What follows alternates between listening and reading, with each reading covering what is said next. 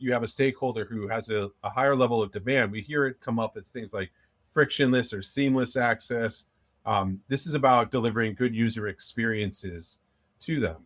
So that's an important aspect of what mobile's done. The other thing that mobile has done is now that mobile, especially in the wallet side, is tied to pay tightly, there's unlimited opportunities of value creation that our industry has an opportunity to have a very strong voice in, because I say that I don't care how good the lattes are in that building. If I don't feel safe and I'm not safe, I'm not going to go into it. So that the access aspect of getting into it is typically the first relationship that I have with the space. So it's a very critical and important piece that gets me into the two, and I can then start to use the lattes. I can then book space. I can then team with people that are there to understand what's going on, book the gym, do whatever. So it is opening up this opportunity for us to drive a conversation around, frankly, in a lot of ways, being a source of record of who the people are, to be able to identify them, to then deliver a good experience. If we don't know who they are, because that's also from a privacy standpoint, at least I can build attributes around them so I have a good idea of what they like, even though if I don't know who they are. So we play a critical piece. It's very rare, in my opinion. Mobile has done is we're a utility, but now that has an opportunity to also create value on top of it, which is very, like, there aren't many, like HVAC doesn't really have that, lighting doesn't have that. Wi-Fi has some of that. You can think about it that way. Like if I log into Wi-Fi, I now can do some stuff, but like, water doesn't. Like, so there's certain opportunities that are a space that we can command if we so desire.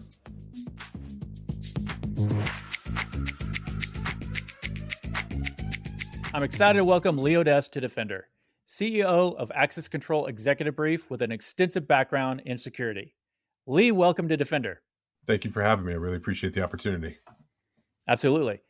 The great thing about the security industry is we get to meet a lot of people from a wide range of backgrounds. And I know you've run teams from, large brands, and it'd be good to just kind of give the audience some highlights of your background and what led you to become an international speaker and a leading voice within the access control space. And then perhaps just jump into what you've been doing at Access Control Executive Brief. No, I appreciate the opportunity to give the background and tell a little bit about what we're doing. But I'll start with, I joined Brevo early in my career after working at other companies outside of the industry. I had an integrator, and I worked at a company called Lutron Electronics. So sort of building products and always been that, but wanted to get back into the manufacturing side of things here in Bethesda. There was not much of that, but I met Brevo. This was early in the days of them being sort of the weird company in the back doing cloud and a bunch of stuff. But it gave me an opportunity to really, I would say, experiment with a lot of stuff and learn a lot, traveled a lot. So went from there to a company called Unikey, early in Bluetooth technology, also in OEMing the technology. So learned a lot about taking technology, bringing it into hardware. So that hardware software side. Went from there to Allegion. From Allegion, started my own company called Group 337 at the time, which was sort of I would call it the germination of what we're currently doing now, but the first sort of one at. Built that, which was nice. At one point, a customer of ours, Latch, went public through a SPAC. They ended up acquiring us.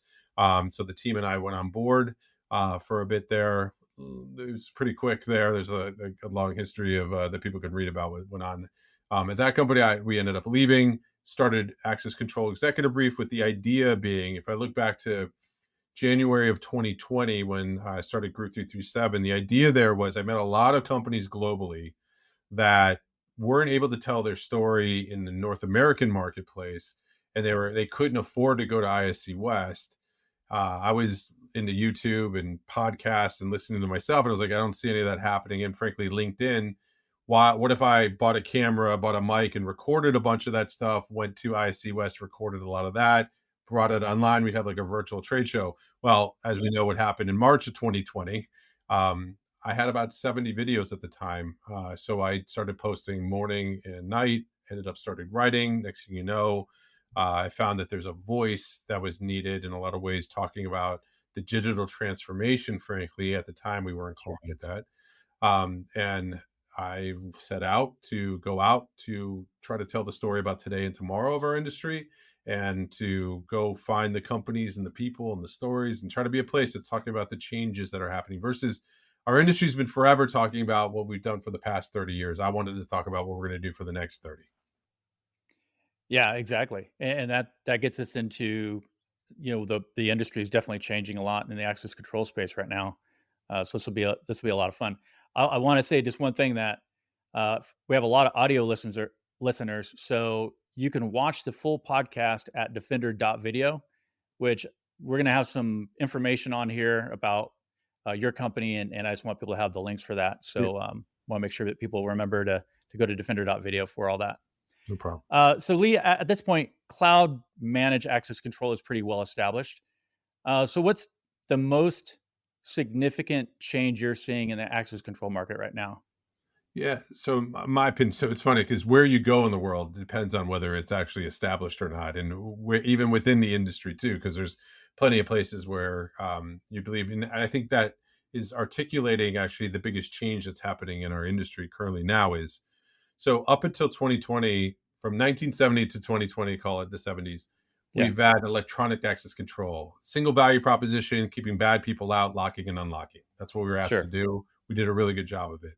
In 2020, there's a handful of things that went on, not just COVID, but you had everything from SaaS models being introduced, the introduction to the iPhone before that. COVID was sort of the accelerator of all of these trends that we were talking about that happened. I actually wrote a book on it that talks about the 6 phase changes shaping the industry. That stuff accelerated coming out of COVID. My belief is in 2020, you had a group break off that is now going after what I'm calling the modern era of electronic access control. This is cloud first, mobile first, now AI first. Hmm, And with those architectures, because I'm being purposeful calling them architectures, not products, because they're features. With those architectures, it embraces a whole lot of other things like enterprise software, different sure. model, different ways we go to market, all of that stuff. Now, within that group that broke off, you also have a group of the legacy side that is starting to introduce and add on cloud, add on AI, add on mobile, add on wallet, things like that to there. It's not it's not mobile first, cloud first, AI first. I don't think it's necessarily the modern way, but it is better than nothing of what there's a lot of other people that are doing. So I give it credit. The difference being is the traditional side of our business is roughly about a $10 billion industry. Omdia says it is. The addressable market of this new enterprise modern access control industry is anywhere between 60 to 100 or more. I don't know. All I know is it's north of 10, and with it being so big, it drives a lot of behavior changes in the things that we do. So that was actually probably bigger than just cloud, is the introduction of the modern enterprise access control marketplace that is going beyond locking and unlocking and keeping bad people out to letting the right people in, operational efficiencies, revenue generation opportunities, and a bunch. And that's one of the things I want to get into is just the impact of these new vendors entering into the access control market, especially in terms of innovation, like you just mentioned, or even competition. So what do you think the impact is on these new vendors? Yeah, I mean, the biggest impact is that it was a pretty predictable marketplace that we had for 30 years. We knew who the players were. Even the ones that were new were people that sold their business to ASA or HID or somebody and then sat out for, 3 years and then came back and introduced new products. Now Yeah, we have totally new companies coming in to the marketplace. So it brings a level of unpredictability into the business. It also introduces new truths. Because if I'm building with cloud, mobile, AI first, I believe our industry has already done some of these things to come to find out that they haven't. Like, for instance, the way business development is done. Historically, it's all been channel driven. yeah. Now, with this new introduction of the way enterprise software works, there's teaming, direct business development that's done, as well as channel. So that changes that. The way we use things like marketing, for instance, we've never had to really be good at telling a story because we always drove it through the channel, and the channel had to take care of that last mile storytelling. Now people learning online, doing things like this, the way mainstream markets work, we're being impacted by those too. So Absolutely. these new companies, because they're growth minded, they have resources typically, some of them, not all of them, but also just the way that you bring, there's a sort of a roadmap of how enterprise software goes to marketplace. They're applying that to here. The other thing is that I tell you that's big that I'm seeing is there used to be big moats that a North American company, sure, it could go over into Europe and the rest of it. It was hard. European companies coming over to here was hard. It's because we were hardware driven, not software driven. So that moat has been reduced. So it's introducing these battle tested organizations that, there's some big ones like in India and in Europe and in the APAC region that have been homegrown in their own market and are now coming into here that aren't just companies coming into North America looking to come here because they want to raise money. No, these are actual companies like a company like iLock, for instance, coming out of the Finland marketplace. That that's a legitimately sized organization that's coming into North America. Granted, they do have an aspect of hardware, but they're a software first. They tell you they're a software first sales oriented organization that is not afraid to lean into areas that historically the big legacy guys owned and controlled. No, they're these companies are starting to make those companies have to respond and test their old truths with these new truths. Well, I love just the idea of, I mean, because I found this uh, to be true as well, where the go-to-market strategy is completely different from some of these vendors that are coming from the outside in the enterprise space, right? Yeah, And so they were using, I mean, even back, if I go back to 2018 or beyond that, sales development reps. They're using cadences and going out and reaching out, like you were saying, to the end user market, even though they're using the channel to go in and really tell their story and differentiate themselves from the other competitors. yeah. And so a lot of that was very successful strategy, especially I'd say until this last year. I think that's sort of waned now. Sort of that outbound motion is definitely been reduced, but um, just the go to market strategy in general and marketing, that's a massive difference. And I think that the traditional folks in within our industry are probably having to catch up a little bit on that. Yeah, they are. Some, I would tell you, some are waking up to the fact that there's this entire digital world and becoming omni-channel. If you think about it, we've Yeah. been very offline as an industry in the way that we went to market. We had outside sales reps that did milk runs to the people local to market. We waited to big trade shows to get together, to Yep. the network, to learn about new products, to do all that stuff, to get education and training. To all of a sudden now, the way people discover is completely changed. Now, that said, there are plenty of people where none of that has changed. It doesn't mean that this is not an or, it's an and, really. Exactly. Exactly. You know? So it's Yeah. just a perspective of what market do you want to go after, and then being, applying the proper techniques in order to maximize your efforts in those markets. Yeah. That's an important differentiation. How is mobile credentials transforming the traditional access control space? The biggest differentiation now is the wallets that the mega techs are bringing into, like Google and Apple and Samsung, um, and the utilization of them as a way to tap to enter. So that's changing. I call it the first luxury good we've had in our industry, and what I mean by that is, uh, it's funny. We've been in industry, and I talk about this a lot, that has historically taken a lot of pride in the fact that we protect people, but Hmm. we've never really gotten to know them because they were always a card or a fob. They were never, they were stick figures in our systems. We didn't fundamentally really know who they were. All Sure. of a sudden now, with mobile and people bringing their devices into the space, that's more of a representation of who they are because of the information that comes along with it, and frankly because it's their device typically in a lot of ways of how you're going to do this. So now we have a new stakeholder. So I would say that's the largest impact, is that user experience. Again, we go back to some of the old truths of our industry. User experience, we've been built as an industry off of bad user experience, because the more bollards and locks and doors and barriers I put up, the higher level of security was sort of how I would deliver it. Now we try to balance it, but we were unapologetic in the fact that if you didn't get into a door, even if you're supposed to, we kind of celebrated it because it kind of like worked. Yeah. Yeah. Because we'd rather a default than letting you in, even if you were supposed to. So now, though, you have a stakeholder who has a higher level of demand. We hear it come up as things like frictionless or seamless access. This is about delivering good user experiences to them.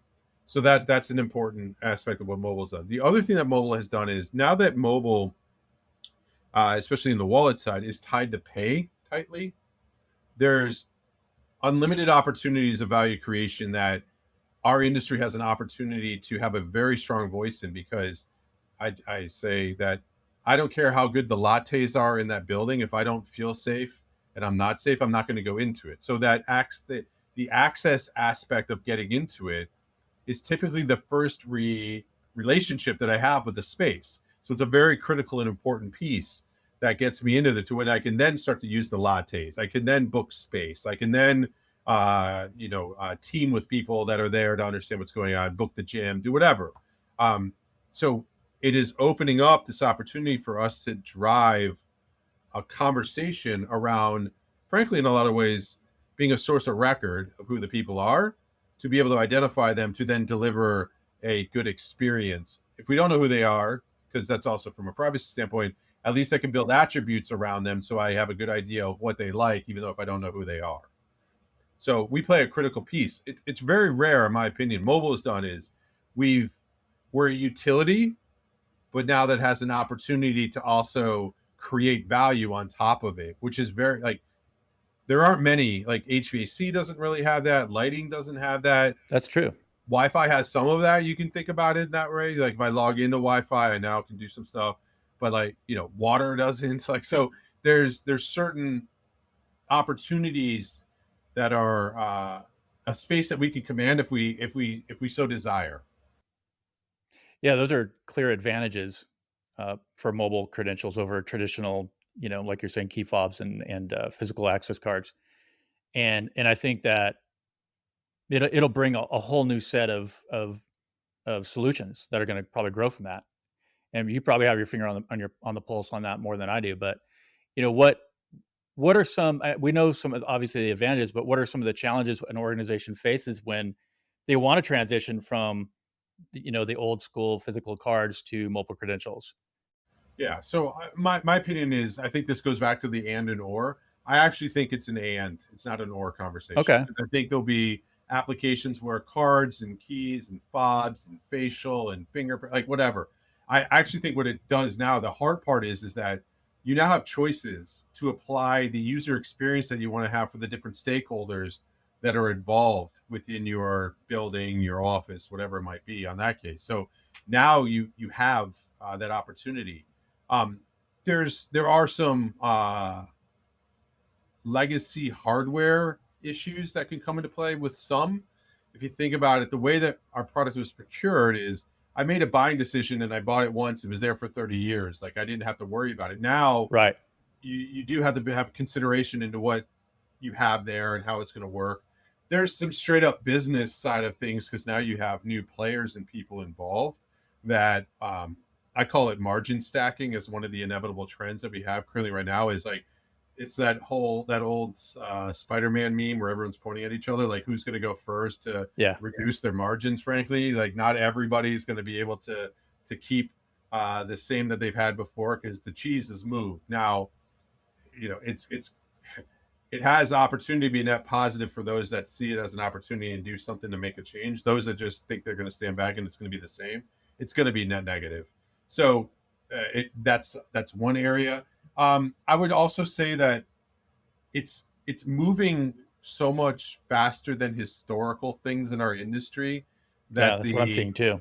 ability to absorb it and understand it is causing confusion because I would also say is that we're building the plane and flying it at the same time, and what we think is the truth today comes to find out that the reality of the market as it gets applied into the marketplace shifts a little bit. So again, we're not an industry. We used to see the feature of our industry used to be that we would take our time and it'd be slow. It's Right. now a bug because things are changing around us as an industry, as external forces. So that could be a disorienting a bit for people that want to understand how to do it. And I don't think the manufacturers have done a good enough job of bringing along the education and storytelling and information in order to meet the marketplace where it's at. But it will get better. I just see this as it's definitely growing, and there's a cost savings, right, with mobile credentials over physical cards. There has to be some role in It that. can be. Now, if you do a one for one swap, some people could argue that there's not. Mm, But if you start getting into the value that, like, the ability from operational efficiencies, that with one press of a button I can send out credentials versus having people come to a, a card room. There's some efficiencies there. I mean, if you're just looking at this, this is the my big bugaboo I have with our industry. If we treat this as an alternative to what we've historically known in the past, shame on us, and we'll miss the opportunity. If we mm. look at it from just a total cost of ownership standpoint, not a return on investment and ROI story too, shame on us. Somebody else is going to, and we are going to lose. But if we take a look at this and say there is, like you're saying, uh, cost advantages, but even more importantly, in a lot of ways, revenue opportunities, increased efficiencies that we didn't have in other areas, depending on what we're doing, then the entire equation does look better. Yes. I was just thinking about, distributed workforce and having them self-enroll for, like you said, versus Yeah. coming in and taking, the photo. And I think, the role of cloud-based systems, where do you see them playing a role in managing and deploying mobile credentials?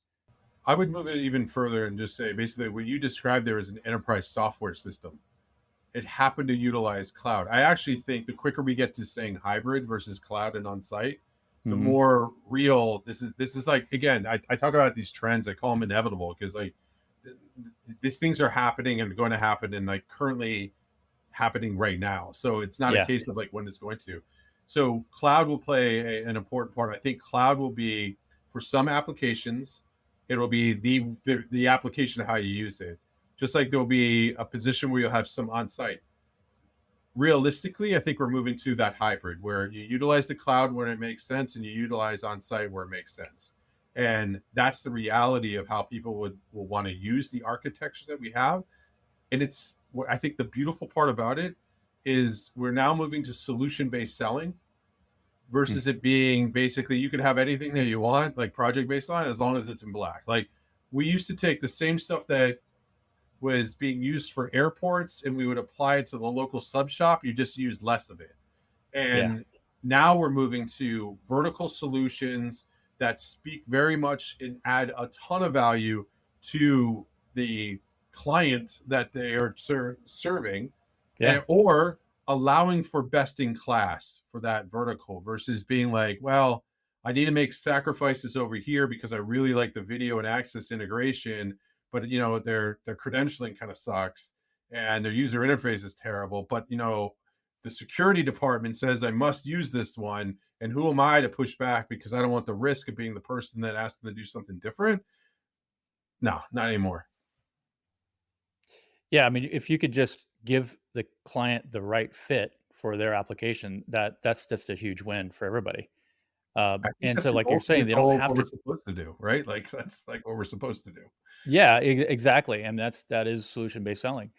And I think if we look at the future and where this is going, this is the kind of the exciting part, right? Is just how it's moving along. It is going pretty quickly.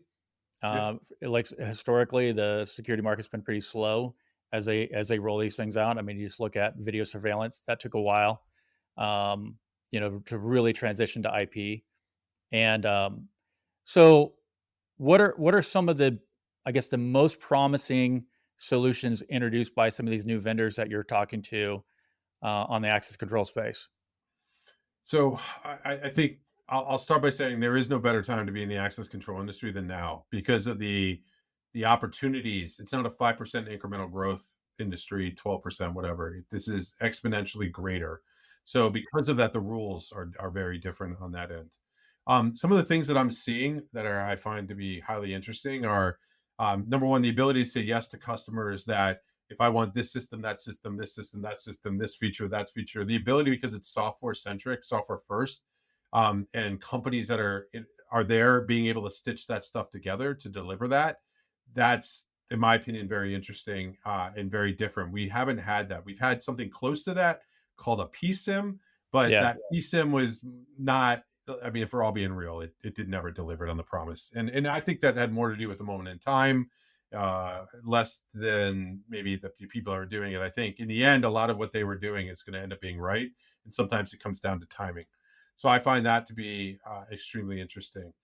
We talked a bit about the wallet end of it. I do think that is going to, for a lot of reasons and a lot of things that are coming into it, it's going to disrupt a lot of the conventional thinking and wisdom, and also sort of the hierarchy that's been built into our industry of the sort of who are the kings and who are not. And I think it's leveled some of the playing field to allow some of the creativity to come through.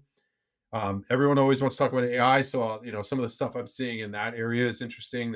I wrote something recently around the idea that generative AI is coming for your user experience. So our user experience as companies has been historically like you go to a browser or go into the software and I punch in a bunch of keys or I know shortcuts and whatever, or I put out reports. I mean, you can really see, I mean, what's happening currently now, where I'm just going to talk to the systems and it's going to give me back the information that I need. So the entire user interface side of what's happening, in my opinion, is transforming a lot of that. Um, I also think, in a lot of ways, there's companies that are thinking about us as enterprise software, so they're coming at it from like data companies that are applying it into the security industry. Yeah, um, and that to me is interesting because then the value creation that they have is far different. And sort of the historical side of what we have tails after that. And I think it's super sticky. I think you can make more money on it. I think it adds more value. Um, there's a lot of change that is happening when you go from a cottage industry to a mainstream one, and those things are exciting. I think there's more opportunity for people, more opportunity for ideas. Really interesting. So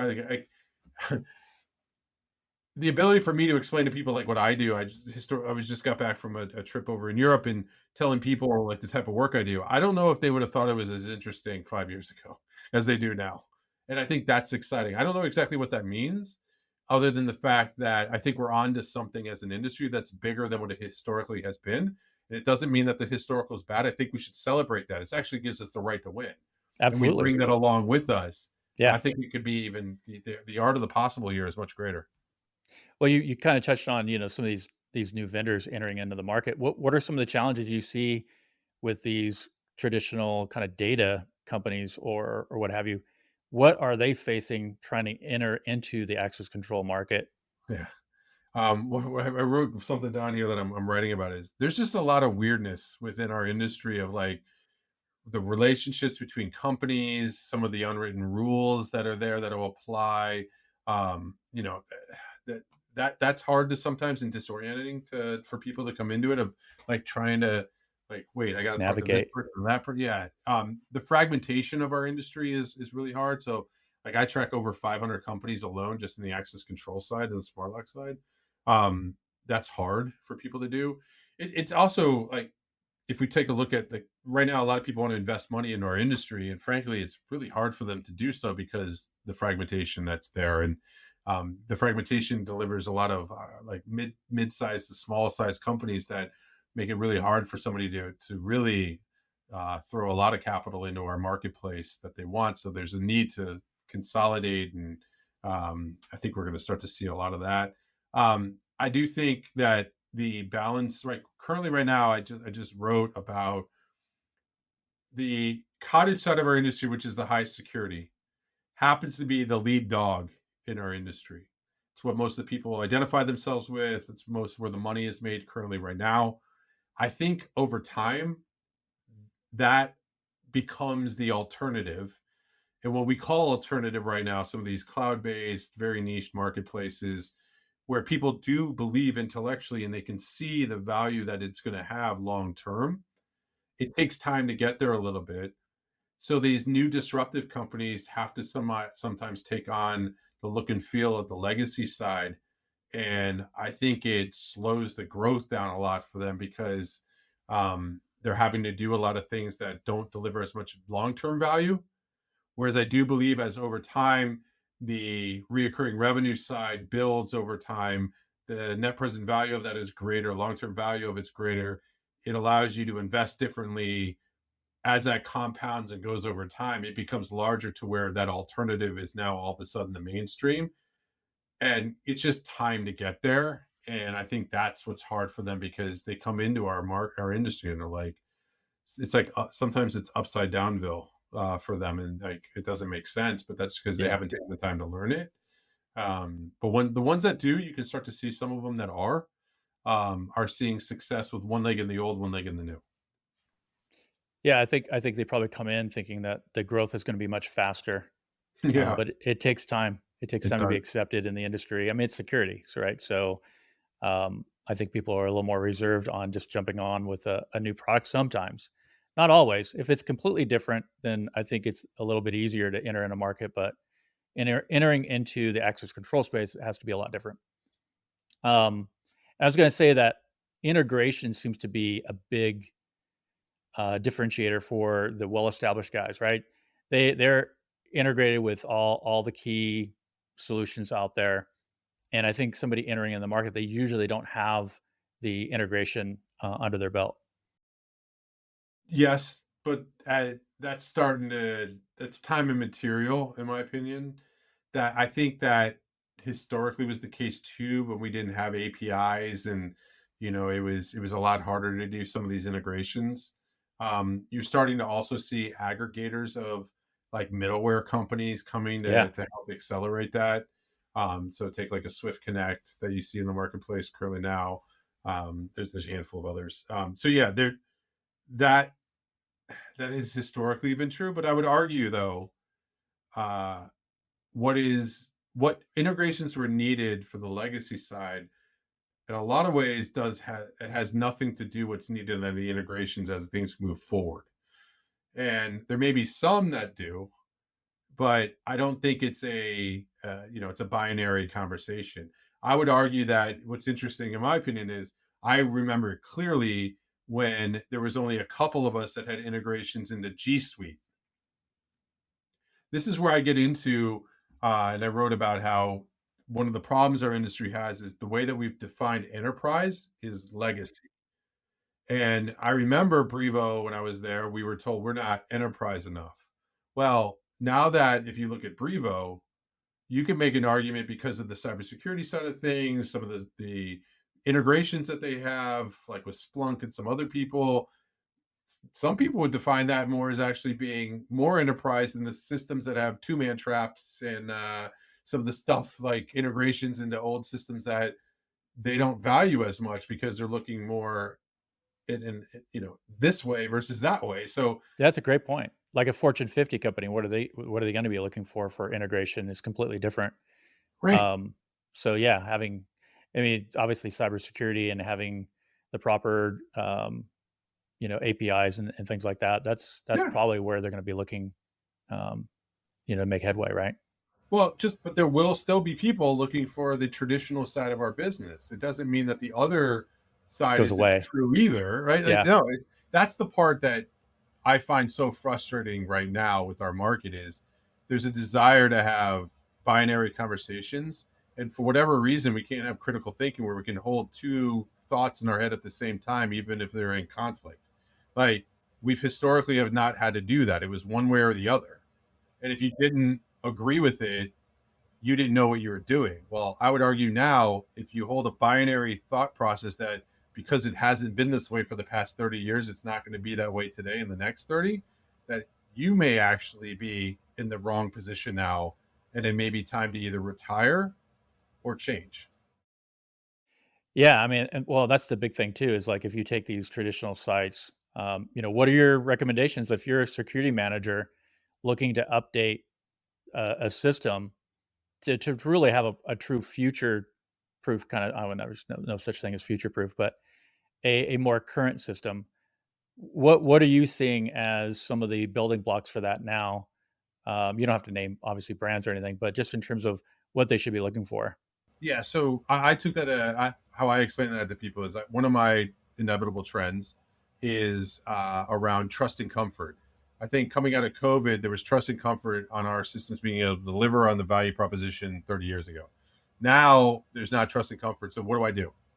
My what I my recommendation is that I would have a higher level of curiosity and be very open to all bets are off at this point. So maybe historically you wouldn't talk to a company that's only been around for 2 years, or you didn't talk to a company coming out of India or whatever it might be, that now I would. I would open up the idea around being open to new ideas and new companies, and maybe changing my scorecard of how I score those companies based off of what I need. What I haven't seen a lot of companies do, some, is I would also sit down and really get really, your historical specification that you had of what you expected out of a system. I would do a clean sheet of paper and redefine what is your expectation that you have. I have a couple companies that, I'll get inbounds from end users that'll be like, hey, this is what we're trying to do. What are some companies that could help me with that? Because I'm not sure the one I currently have now. Not a specification, but just more or less of like, hey, am I crazy? Like, no, you're not crazy. And then B, great, who can help me with what I'm looking for? Here's some ideas of companies. So like that does exist, and people are looking at. The other one is that I would, in some areas, maybe broaden your stakeholder table that you have, where that would help drive some of the needs that you have. So again, we did such a good job of isolating ourselves from everyone and saying, don't worry about it, we got it, no one will get shot. And that happened in a lot of cases. Like by aggregate, we've done a really good job of delivering on that. Well, we've also made it to where budgets and things like that, and curiosity from other people, and workflows, and all of that stuff, they're not aware of what we can do. Yeah. So now, by opening up the stakeholder table to being like the HR department, some other areas, you may find that the budgets do open, and the expectations of what you want your system, where before you may be like, I don't need cloud, I don't need APIs, like it's going to be video and this, we're good. Now it's sort of like, oh, what do you mean you want to have? Okay, I get it. So you want me to turn on and off the ability to get credentials in Workday and ServiceNow and Salesforce and ADP, all those things that, like, historically we're like, nah, we don't need it. That's a security risk. We don't do that. So changing that stakeholder table, that's the biggest one, honestly. And curiosity and opening up, redefining your specs. I didn't even get to what companies, because I don't think it matters as much, because I think you need to change your view of what the expectations of what you want out of our industry, because now we can, where historically we couldn't. So because of that, it's a fresh start. Yeah, and I think that emerging technologies definitely changes up the game a little bit, and it's good for the industry, right? Because I think, like you said, it's sort of been set for a long time, and now this opens up a lot of sort of business opportunities in terms of things that are going to benefit the company beyond security. So it's actually getting into other ways to benefit from a quote unquote security system, and those are trends that I'm seeing across video surveillance as well as access control. So that's pretty exciting. What are you most excited about in terms of just what you're seeing out there, and that's probably coming down the pipe? Yeah, I mean, it's I'm excited about the companies and the people and the opportunity that's ahead. Like the rules aren't defined. So Yeah, I get back to, like, there's no better time to be in the industry than currently now. Like fundamentally, there's no better time. Maybe back in 1970 when it started would be the other time when it would be great. So I'm most excited about that. I'm excited about the disruption that's happening in the way people learn, communicate, educate.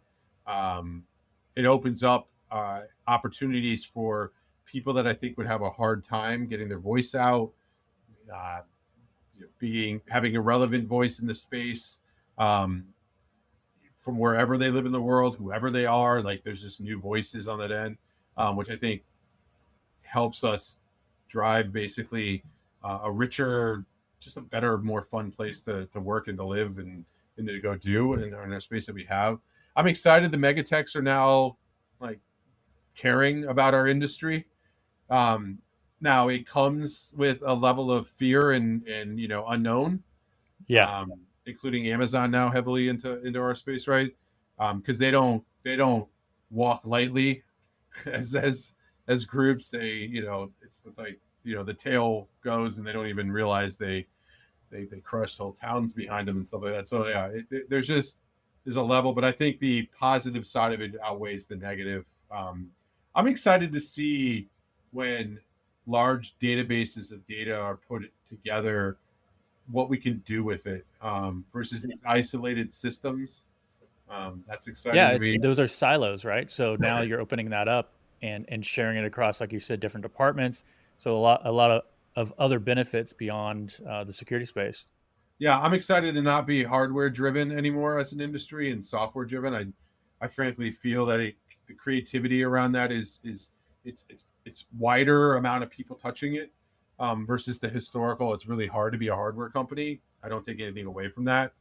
I just don't. There's not as much creativity, frankly, in my opinion, because that's not how that model works. So yeah, those are the exciting things that I'm seeing ahead. Well, I saw you have a lot of just a wealth of information on your site. So I want to make sure we kind of underscore that so people can go there and there's a lot of material that they can read through. So, Lee, if people want to connect with you, support your work, and learn more about access control, executive brief, what's the best way for them to do that?